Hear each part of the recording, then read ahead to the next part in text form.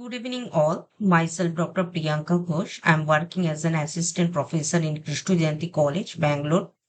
So, in today's session, I'm going to discuss about the definition of merger and acquisition and what are the advantages and disadvantages of merger and acquisition, along with different types of merger and acquisition. So, we will start the session with the concept of merger and acquisition. What is merger? So a merger means when the two or more company they join together and form a new single entity that is known as a merger. So what is the definition of the acquisition? So here acquisition means when one company is going to purchase another company and then getting the control over that is known as a acquisition. So in case of acquisition, the purchasing company they are getting the control over the target company, and they are purchasing minimum 50% of the target company to get the control. So next slide, we are going to talk about the types of merger. In types of merger, first we are going to talk about the conglomerate merger. So what is conglomerate merger? So in this kind of merger, when two or more company they join together, but they are in unrelated business activities. So maybe they are working in different geographic locations, but their business products are in same. So here, as an example, we can take the example of Thomas Cook and Starling Holidays. Both these companies are in the conducting different types of holidays and all.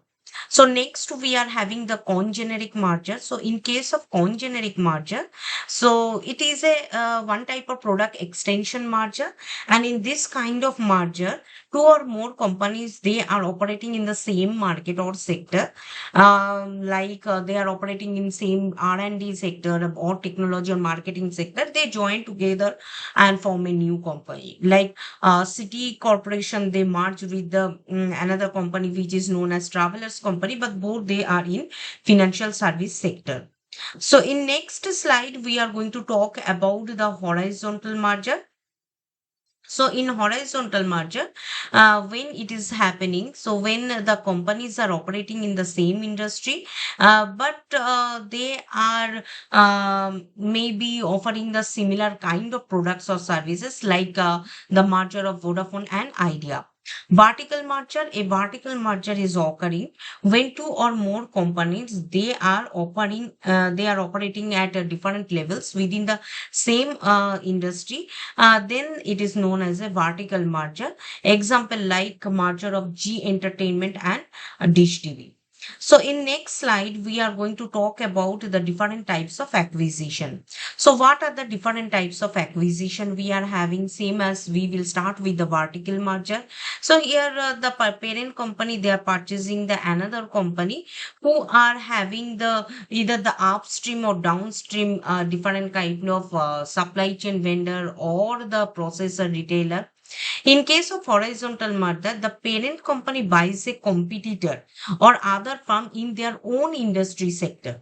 In case of conglomerate merger or acquisition, the parent company buys a company in a different industry or sector entirely which are in unrelated business.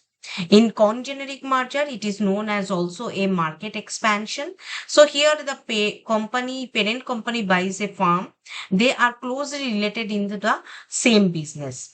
In next slide, we are going to talk about the advantages and disadvantages of merger and acquisition. So first advantages, when the mergers and acquisition will happen, it will help both the companies to reduce the cost of production or cost of operations. Because here after the merger, we are manufacturing the product at a large scale. So automatically the cost of production will reduce. It will help the companies to increase the market share. So automatically when the two companies they will join together and they can increase their market share. and it will help to increase their sales also.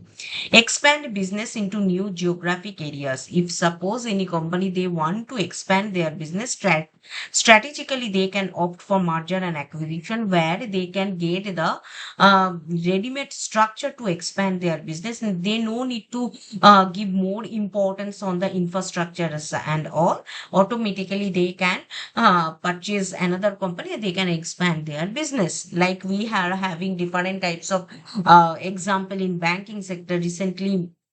So many banks got merged. So here the banks, those who are having less branches in South India and all, like Bank of Baroda, they have merged with the Vijaya Bank. So where the Vijaya Bank branches can be accessed by Bank of Baroda, and they can do their business. So this is what the merger and acquisition the companies or organizations are using as a strategic alliance also. So apart from the advantages, we are having some disadvantages too. Like it raises the prices of products and services. So sometime after the merger and acquisition, the product of the company, the price of the product of these companies may be increased because of a huge amount they are investing in merger and acquisition. It's create unemployment here sometime after merger and acquisition, sometime because of difference in cultural differences, some employees are not comfortable to work into the new company, so they left the company. Or sometime the new owner, they will leave the employees without notice. So in that case, it will create the unemployment. Like in Twitter it happens, we have seen all these things.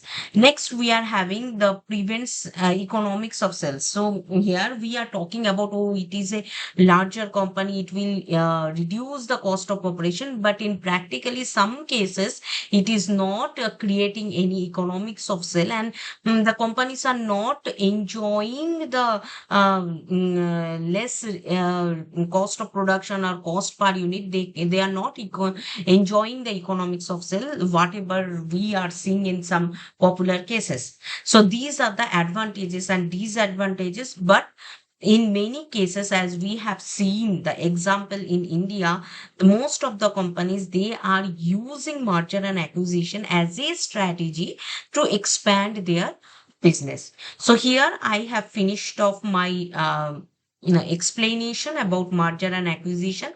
Thank you so much for listening.